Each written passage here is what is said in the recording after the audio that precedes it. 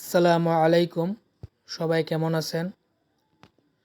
আমি যে মার্কেটটা দেখতেছি এটা হলো ইউরো ইউএসডি একটা মার্কেট। এখানে আপনার প্রতিটা ক্যান্ডেল 1 মিনিট করে। মার্কেট নিচে সাপোর্ট লেভেল আর উপরে রেজিস্ট্যান্স লেভেল। মার্কেট উপর থেকে যখন নিচে আসার পরে এইখানে একটা আপনার সাপোর্ট লেভেল হয়। সাপোর্ট লেভেল হয়ে মার্কেটটা আবার উপরের দিকে যায়। উপরের দিকে যাওয়ার পরে মার্কেটটা আবার নিচে আসে। সাপোর্ট যে লেভেলটা এই লেভেলে টাচ করতে পারে না, এর আগে মার্কেট আবার উপরের দিকে যায়। উপরের দিকে যাওয়ার পরে মার্কেট আবার নিচের দিকে একটা ডাউনের প্রেশার আমরা দেখতে পারতেছি। এখন মার্কেটটা মোটামুটি একটা ডাউনের প্রেশার আছে।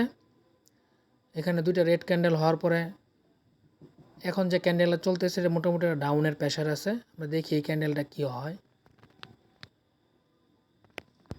একটা ডাউনের প্রেশার, মার্কেট উপরে রেজিস্ট্যান্স, নিচে সাপোর্ট লেভেল।